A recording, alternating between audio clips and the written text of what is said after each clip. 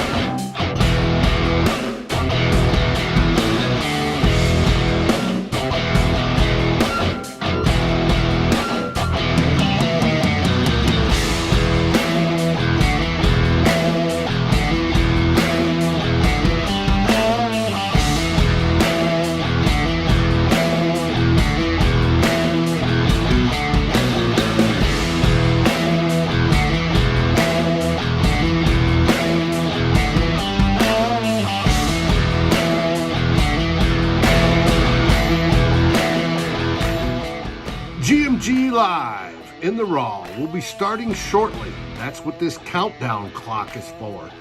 So, be patient. Everybody's gathering together, and we're going to talk some Vikings.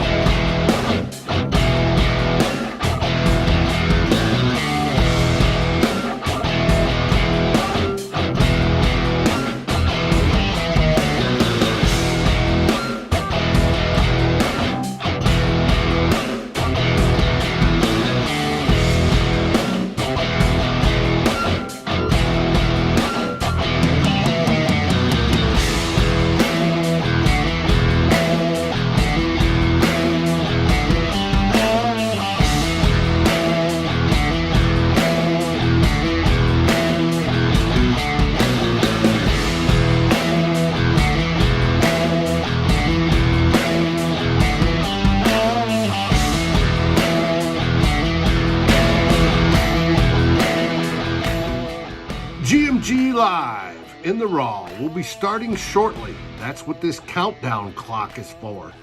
So, be patient. Everybody's gathering together, and we're going to talk some Vikings.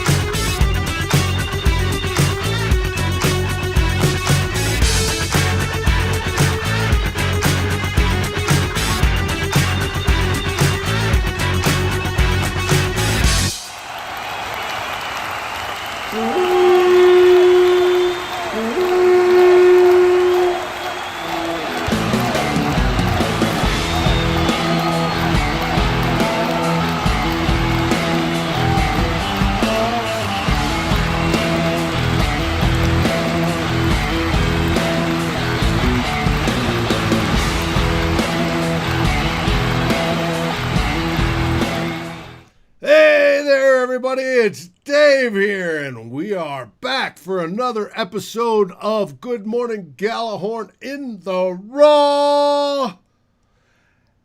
And we just had a wonderful but close, nail-biting game that did not finish the way we wanted. A little bit of wine there.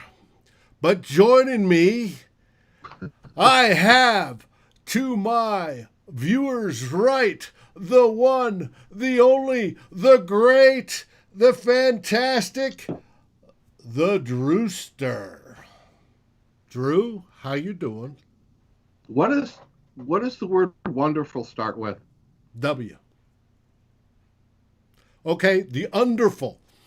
And to There my you go. viewers There you left, we have the absolutely outstanding, awesome Mr. Flip Mozzie. How you doing, Flip? Hey, where do we start today? Do we start talking about the loss, or do we call this one a moral defeat? A moral defeat? No, Is there such a thing? I'd call it. There's some moral victories in there. When your defense is down 6 starters, a 7th backup, and you still hold the opposing team who went to the AFC Championship to 6 field goals and a touchdown, there is some improvement there. You know, at least in my books. Drew said last week he'd like to see some improvement. Drew, did you see any improvement? Well, sure. That was a much better game than the first two games we saw. Even though The results is similar. yeah, I'm still kind of a pain. We're still 0-3. Part of that's nagging at me. I would have liked to have. It's a tough loss, especially I think since they had that game. I think they kind of gave it away. They couldn't. The defense did what you just said, but they still couldn't get the timely stop when they needed it. Right. They blew that 24-12 lead pretty quick, but they were in the game.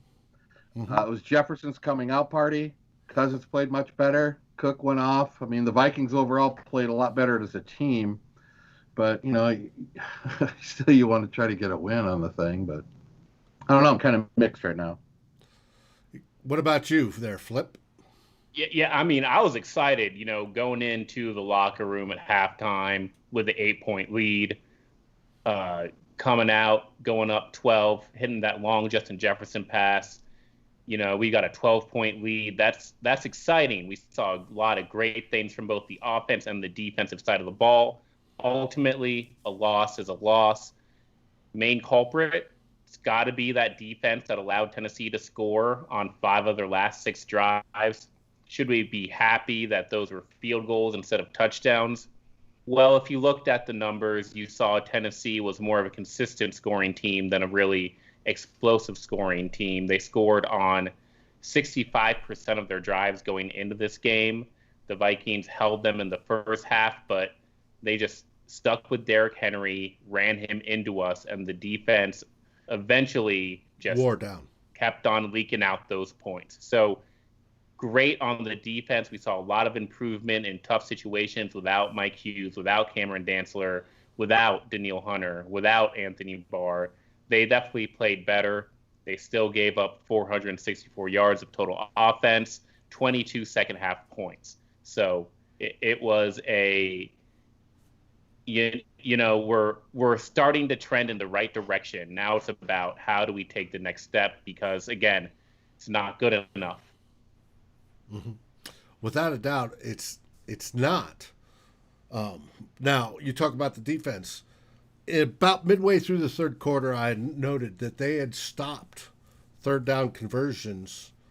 What was it? Tennessee made only 1 out of 9 against our defense. 1 for 9, yeah. And about halfway through the third quarter or better.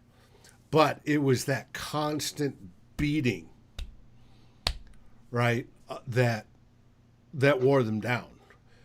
Constant beating, wore them down. They started 1 for 9. Tennessee finished the game 3 for 13 on third down conversions, which is great job by Zimmer's defense. But we also saw Tennessee start to avoid those third downs. They would get 8 yards on first down, then easy pass for the first down. Jeff Gladney gets beat deep. by Khalif Raymond on the deep pass there for Tennessee. They end up taking the lead there. And those are just points where we have to say, look, can we expect better from this defense? Or is this a D that's going to let up 30 points a game? It's a new NFL. It's a modern NFL. The rules favor the offense. So if we have a defense that's going to allow 30 points a game, what can the offense realistically do? Well, I'm thinking we can expect the D to do that, especially since over half of them are out because of injury. And we're so young. There's going to be lapses. You've got to overcome that with the offense, though. It seemed like Flippin mentioned going into halftime, and feeling really good about that. I was, and it was 24-12. The Vikings looked like a completely different team. And then, even though things got bad and edgy down the stretch, we get the ball back with 1:44. Granted, no timeouts, but we get it at 1:44. The first play is a personal foul on Cousins. So we have it at the 40-yard line with no timeouts. All you got to get is 25 yards. That I don't know what the percentages on that is, but that's not really a tough thing to do. So the game is really, I'm watching it going, we're in pretty damn good position here because we can run, that's plenty of time. If there was like 16 seconds, I'd be worried. But 1:40, you could run all year off. You can run anything. You could run anything because you could spike the ball. I mean, you only have to get 25 yards from the 40. And I'm thinking, I wasn't worried at all. And then these awful plays, just terrible. And it was like the most awful drive when you need a drive. I was just standing there shaking my head going, all the good that I had for this game just all evaporated on that last drive. I mean, it wasn't even like one good play. There was a bad snap, a sack. They're only rushing 3 guys. It was just terrible. It was just terrible. So they didn't give themselves a chance to win a game that, man, I thought that they deserved to win. They deserved to win that game, I think. It took all the wind out of their sails. And, that's something where you got to play 60 minutes. You got to have a complete game. The offensive line really had shades of the defensive performance where they started slow, but they had a really good second quarter, third quarter, even into the fourth quarter. The offensive line did a much better job of protecting Kirk Cousins. But then you get down to the end there, and you've got bad protection. You've got bobbled snaps. I mean, what is this the fourth bobbled snap or bad snap in 3 games with nobody in the stadium? It's you got to play complete football. You got to play for all 60 minutes. Again, I'm not going to be that negative here because everything where you talk about the intangibles with this football team was better. They had a better start. They looked into the game. We had our best players making the best plays on the field. We had leadership today, and the attitude was better. So I can't hate on them completely. But again, you got to play 60 minutes. Speaking of the good portions, what did you think of Justin Jefferson's breakout day? Drew, what do you think? I thought it kicked ass. I mean, how else do you answer that? That's about the best breakout day you can have. The guy, it took 2 weeks, but he kind of made up for it all in this game. 7 catches, 175 yards, and a touchdown. He looked fantastic. I mean, he looked like. And the only ball he dropped was the very good defense one by Malcolm Butler, where Butler had his arm in between the ball and his hands. Hey, we got a guy, man. We got a guy with Justin Jefferson. This dude he doesn't know Treadwell. He ain't no Treadwell. He's got all the skill, all the route running, all the production. You see him get that first down. And look, he's the one who's pointing first down right in that defender's face. That's what we need. That's the type of, huge first down to extend that drive, make a statement, start talking some crap. And then what do you get? A couple plays later, Dalvin Cook's trotting in the end zone. That's the type of attitude, not just his on-field talent, not just the fact that Kirk Cousins has another weapon. It's a guy who's not going to be satisfied with how this season has been going so far. So I'm excited to watch that young kid. I'm so glad he flashed today, and I expect more of that in the future. Oh, I do too, and I don't expect Chad Beebe to be the starter over Jefferson anymore. the Vikings certainly had a lot more spark today, a little bit of swagger and a little bit of punchback. When was Chad Beebe starting over Jefferson? He technically on the first two games, Chad Beebe was listed as the wide receiver. I would, I don't want to downplay what we did either, the good things that we did, because we've been playing so shitty up till now. But if I'm a Tennessee fan with a minute 44, I'm thinking we're going to lose. So they're pretty fortunate to come out on the winning side of the, outside of that thing. But, the Jefferson, Cook did well. I mean, there is a lot of good. Cook had his best rushing game of his career. He was high. 181 yards. He only had one touchdown, but 181 yards. He did have that fumble early. But he was on fire. Madison was on fire. Madison had. At least they didn't get blown out and dominated. Yards. No. Which is what they've been doing the first 2 weeks. I mean, at least they made a game of it and they were competitive, and that's kind of what I asked for last week. But... And what did you think of that Rudolph catch? Oh, we've seen him do it before. Love Kyle Rudolph near the red zone. You trust that guy. You trust his hands. You trust him to be great in jump ball and contested situations. It's our best players making the best plays. That's what you really like to see from this team. You like to see Justin Jefferson join those ranks as a guy we can count on the offensive side of the ball. You also love to see Yannick Ngakoue getting more disruption on the defensive ball. Harrison Smith with that huge interception. These are name brands who are starting to play like it. And so that's very encouraging. And he had a couple of tackles for losses, too. Yeah. He was hitting. He was booming. So was Harris. Bowman was laying some wood.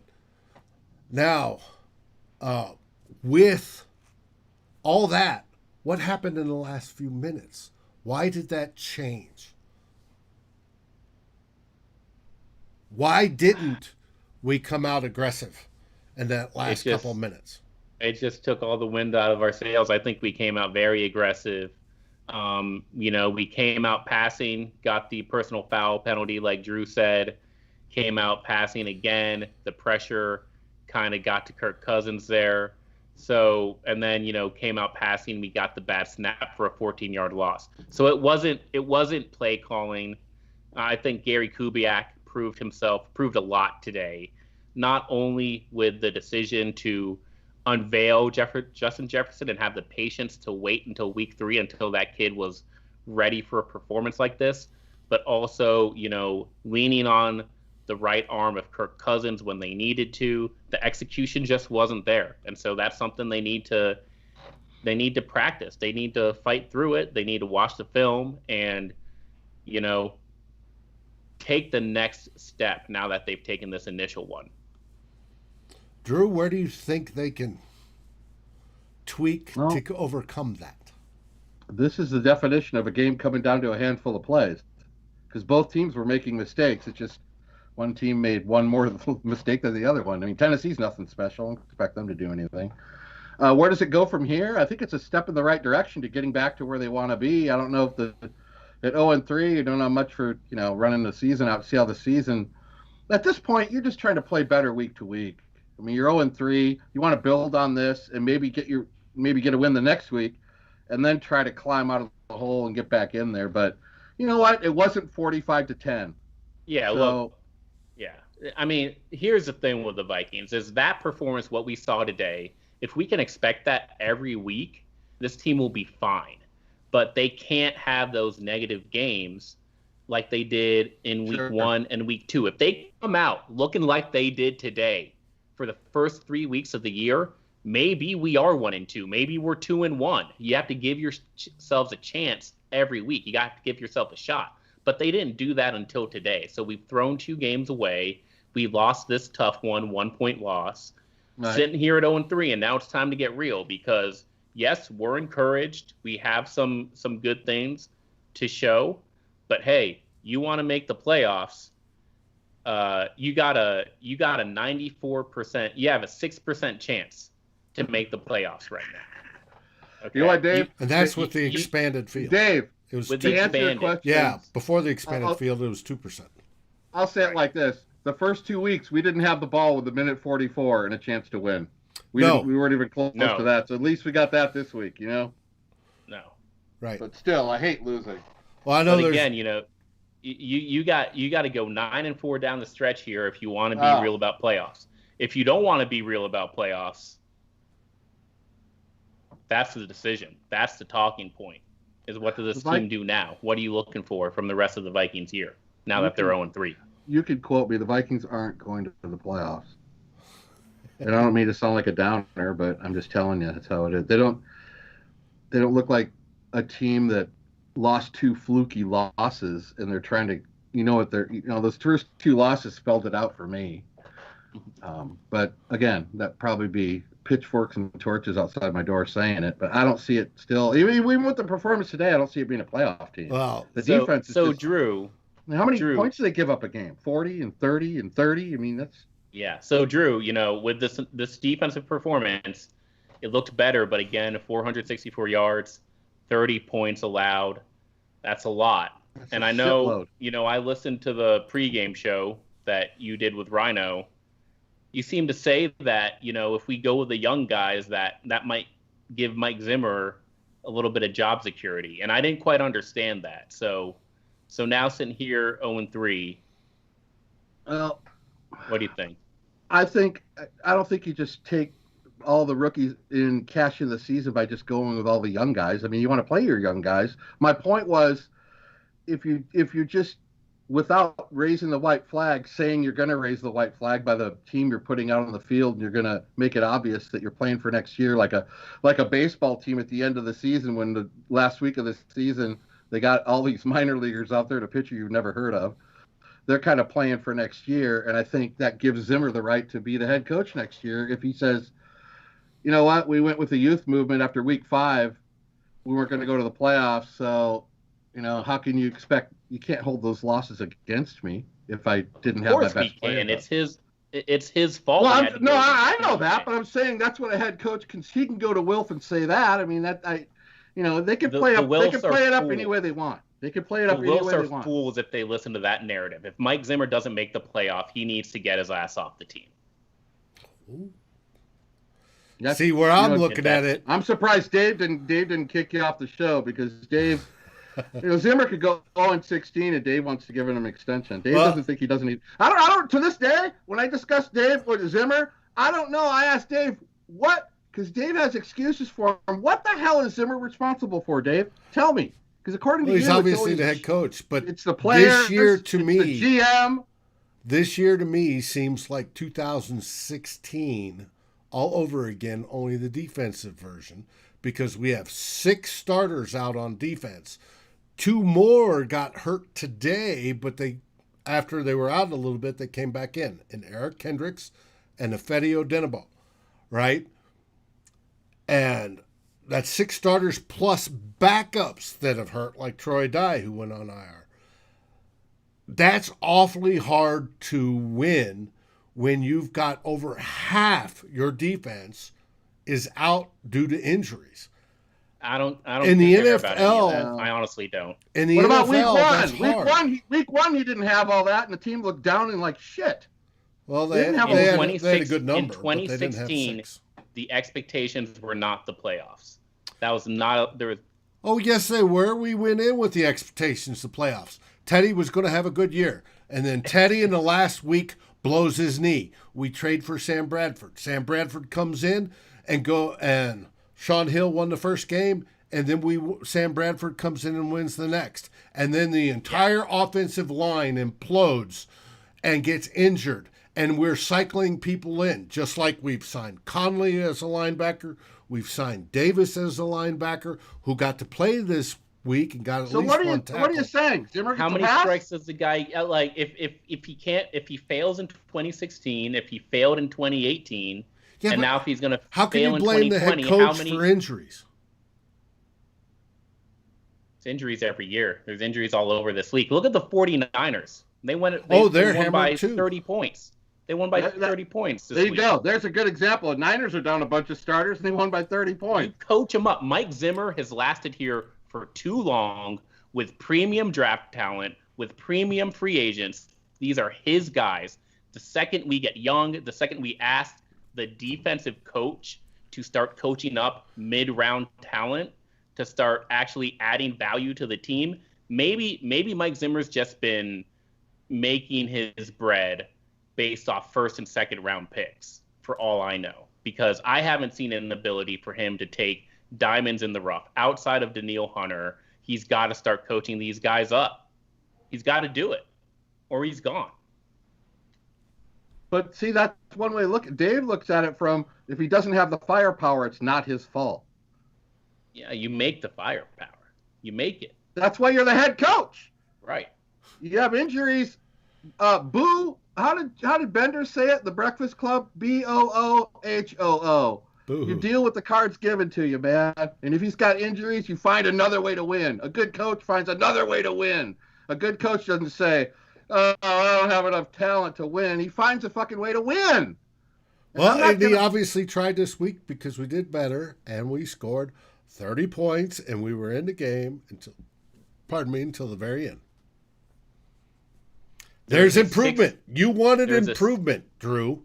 You said last week you needed to see improvement. I'm talking about long term for the season. Long term. I'm not going to start laying out injuries now as reason to pay Zimmer for another season. That's horse shit. It's a great opportunity. It's a great opportunity to buy low, get another coach on here, come back healthy next year with, I don't know, a first-round quarterback. Dave likes it'd be sweet, and then eat the $41 million. Understand, Dave likes Mike Zimmer. Quarterback. Take his heart out of it. I love Mike Zimmer too. Yeah, but we were talking strictly football. Dave just likes him. So he thinks no matter what he does in the field, there's always an excuse. Talking football. I want Mike Zimmer to figure this out. Well, we all do. I'm cheering for Mike Zimmer to make the playoffs. If he doesn't make the playoffs, that is a failure, and he's got to go. Okay. I have nothing to add. As long as you take Spielman with him. Huh? Take Spielman with him. You could have took Spielman 4 years ago. I don't care about him. Oh.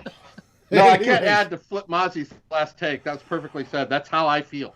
Flip, Rhino agrees. You're on fire 100%.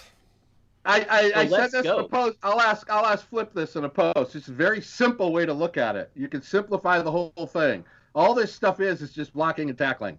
It's just football. When you look at the Vikings roster, all the way down the roster, and we can put asterisks next to injuries, are they a team that should have made the playoffs, should have won 11 games, shoulda? What are they to you, Flip? Last year, 100% they're that team. What we, again, as fans, we always underrate the attitude and the culture here. You look at the mindset of the 2019 Vikings. They had their soft spots too. They started 2-2, and they had really bad games against Chicago and Green Bay to start that year, similar to what we're seeing now.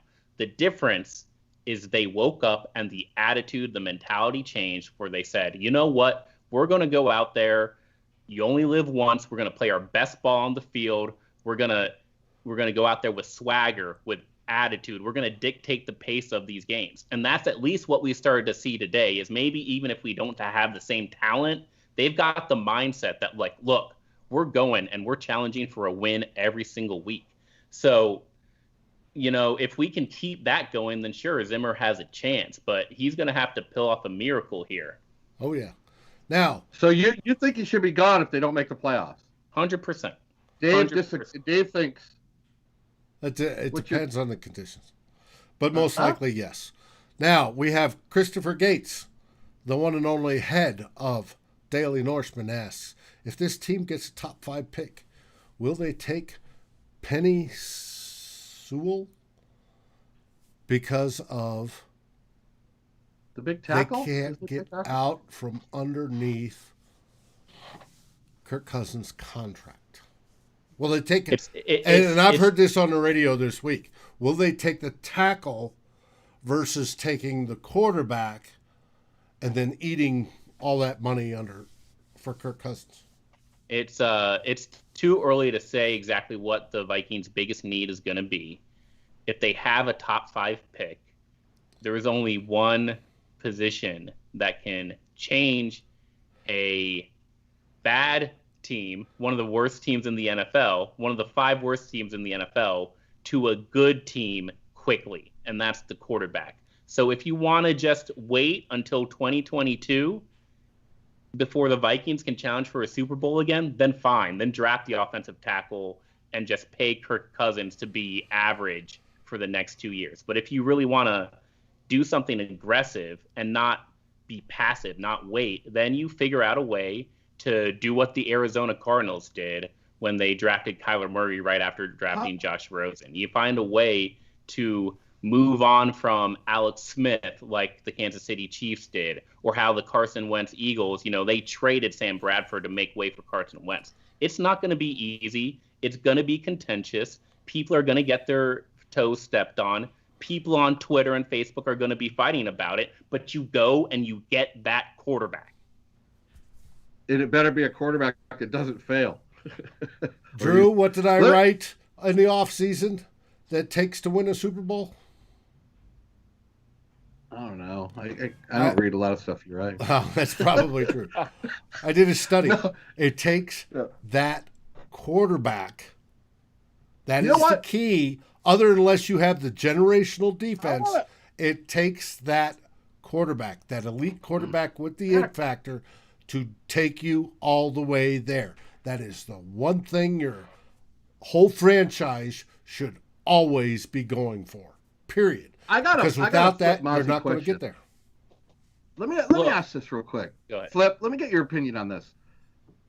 Look at Cousins against the Colts, and look at him today. How the hell can one person be? How can it be that end of the spectrum? How can it be like that? Tell me how. The offensive line hasn't really changed in 1 week. I mean, he didn't look like Joe Montana, but he certainly didn't look like he did with the Colts. How can you be that piss poor and then throw 3 touchdowns? You know what I'm saying? How can the variance be that big with that guy? What is up with that guy? I mean, Kirk is a manifestation of his surroundings. And last week against the Colts, the offensive line didn't play well, and the Vikings only had one receiver to throw to. This is all we need with Kirk Cousins, is we need everything else to be perfect. Like, the offensive line improved, so Kirk Cousins improved. We had Justin Jefferson flash, so Kirk Cousins improved. So once you can start to supplement this guy with other offensive weapons, with better protection, this is a normal expected bounce back for Kirk Cousins. But I mean, I can't guarantee that the offensive line is going to be great every week. I can't guarantee that the weapons are going to be able to work themselves open. We still haven't seen Irv Smith.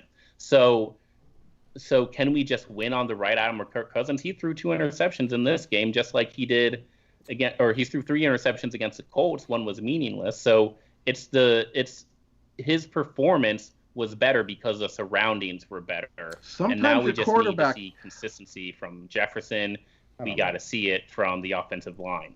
Okay, speaking of interceptions, that interception today where he threw straight into the defender's arms, was that Kirk Cousins letting it fly and it went too quick, or was that Justin Jefferson running a curl instead of running it out? It looked like after I seen it 3 times, it looked like a route problem to me. Yeah, I can't tell whether it's quarterback or receiver there. A clear miscommunication. I can't hate on Kirk's game today. He played well. He did everything he needed to do. I didn't bring the question up to as an avenue of hate. I just wanted to. It's so inconsistent. Yeah. I wanted your take on how can a guy play like that 1 week and then come out and play like he did. Sometimes you gotta be the guy when everything. It goes to Gary Kubiak. Gary Kubiak's got to keep this Kirk guy. He's got to continue to give Kirk easy options to get him warmed up and to have a new dynamic to the offense, such as Justin Jefferson that we saw today. So next week, maybe it's Irv Smith Jr. Maybe, they start spreading it out. I don't know what the solution is. Maybe they start working the running back screen game more. But you just got to keep on inventing new ways for Kirk Cousins to succeed, because he's not going to innovate by his own. That's got to be I don't know what the stats are in front of me for the defense, though. The first 3 weeks, that's probably the most the Vikings have allowed, maybe. I mean, I'd be interested to know when they gave up after 3 weeks the amount of yardage they've given up this year.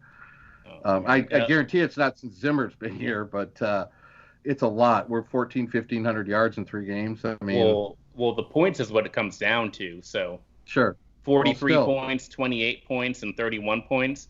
It's a lot of scoring. That's 102 in 3 games. Holy shit. And again, Drew, like, this is where I talk. If we don't think we're making the playoffs, then let's start looking at these youngsters. Let's get Mike Hughes, Cameron Dantzler back on the field. We gotta dig into why Jeff Gladney is struggling. I think it's just rookie mistakes, and he can grow. Holton Hill, same thing. And I understand what you're saying, but in that same sense, after 12 games and we're 2-10, Zimmer he can use that to say I deserve another year, can he? That was my point the other day. He could say, well, look what I'm doing here. We're looking for the players that will survive a coaching change in that scenario. I'm not saying that's happening, but you look at the Mike Zimmer Vikings, I follow you. Harrison Smith got here before Mike Zimmer was here. Xavier Rhodes was here before Zimmer. Was here. Everson Griffin was here. So you're looking for those 3 or 4 players who can actually, because when a new coach comes in, they're all gone, man. Right. Denebo's out of here. Shamar Stevens out of here.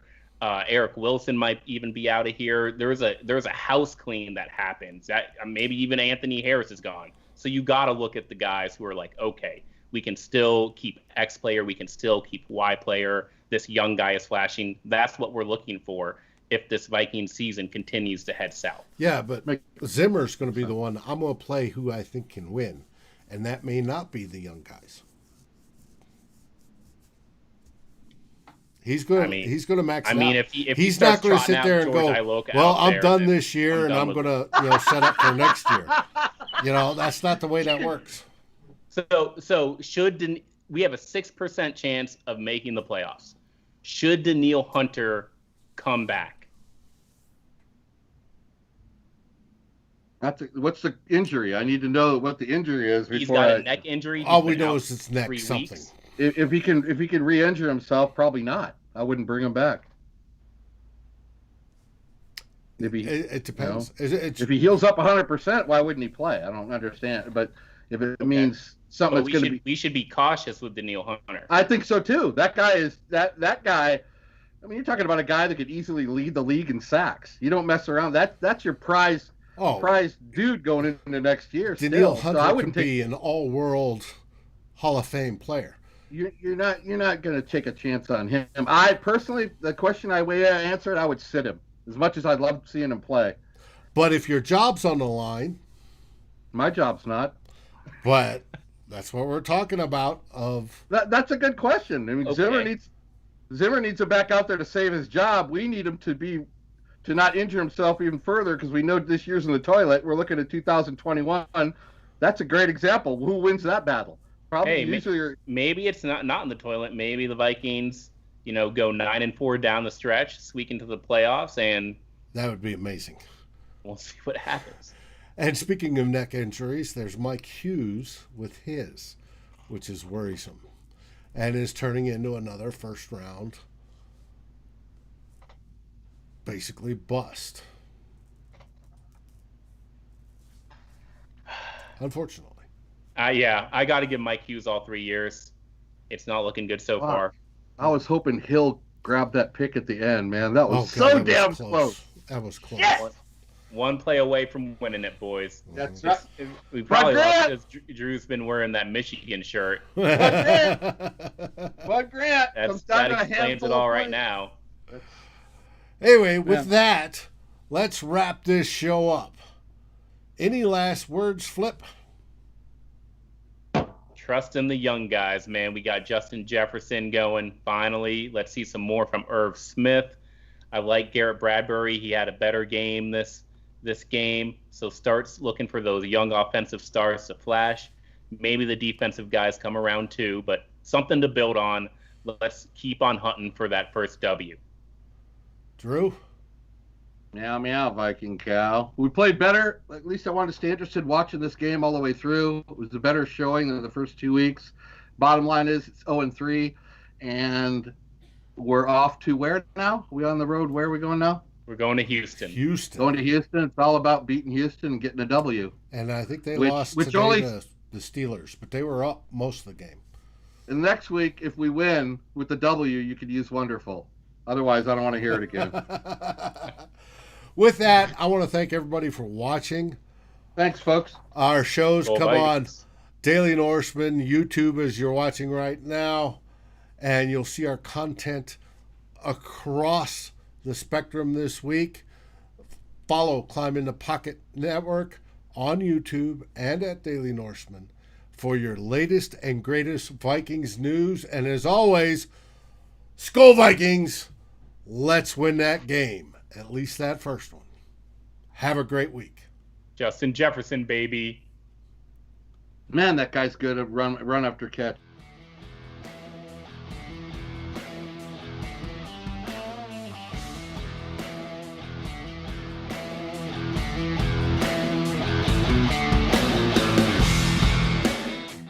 Thank you for watching or listening. As always, if you like, subscribe, and ring the bell for notifications. And if you're listening to the podcast, please rate us on your favorite aggregator. Skol, everybody.